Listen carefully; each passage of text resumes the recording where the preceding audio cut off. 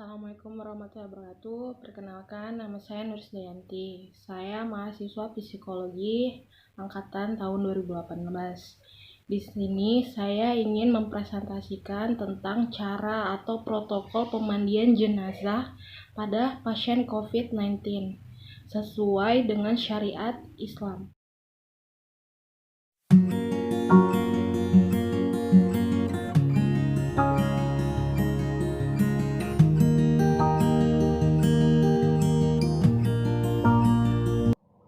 Sebelum masuk ke dalam penjelasan protokol mengurus jenazah terinfeksi COVID-19 di dalam Islam, di sini saya akan sedikit menjelaskan protokol mengurus jenazah terinfeksi COVID-19 yang diatur oleh pemerintah.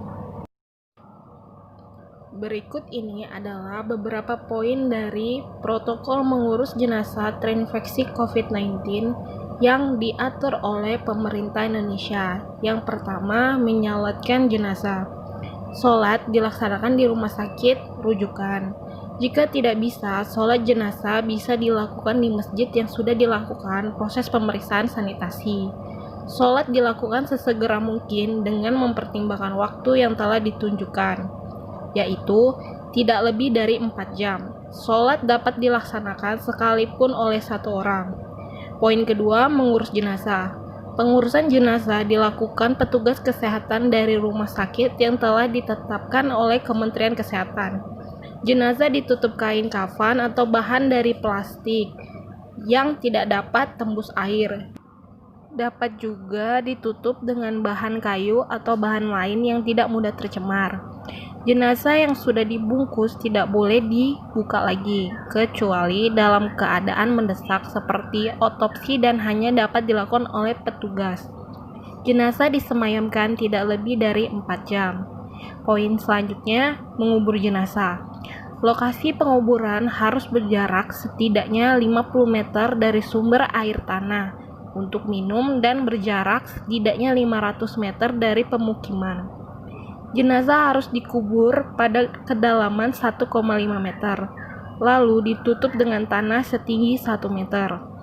Setelah prosedur dilaksanakan dengan baik, barulah keluarga dapat turut serta dalam pemakaman tersebut.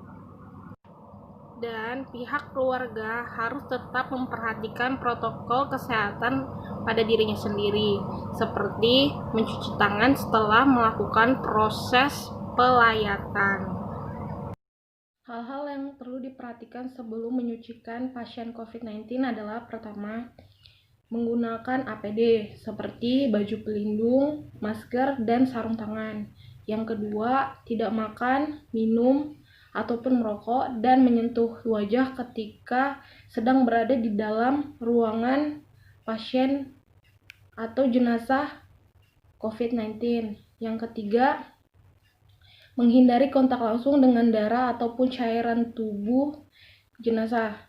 Yang keempat, selalu mencuci tangan dengan sabun ataupun hand sanitizer yang berbahan alkohol. Jika terdapat luka, sebaiknya ditutup dulu dengan menggunakan plester. Yang kelima, hindari kemungkinan untuk terluka agar mengurangi resiko terpapar COVID-19. Berdasarkan Fatwa MUI nomor 18 tahun 2020, cara memandikan jenazah COVID-19 pertama adalah tidak melepaskan pakaian jenazah.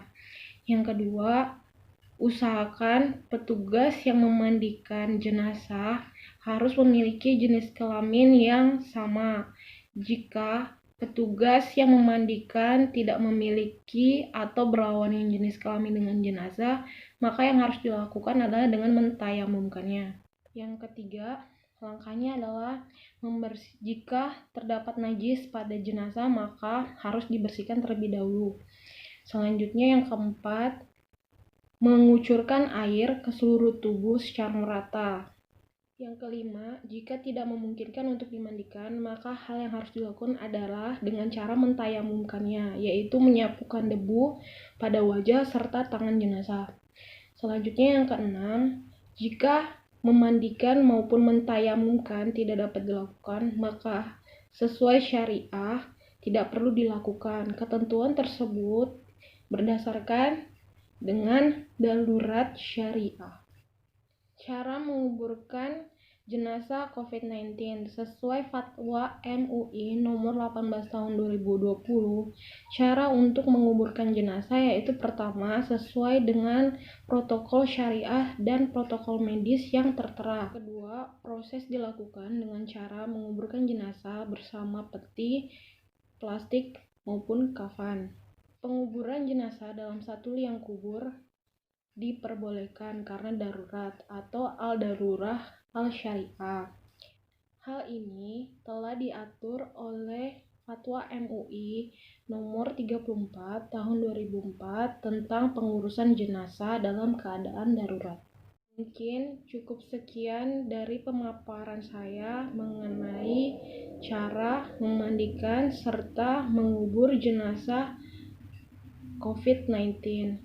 Jika ada kesalahan dalam pemaparan saya meminta maaf dan terima kasih. Wassalamualaikum warahmatullahi wabarakatuh.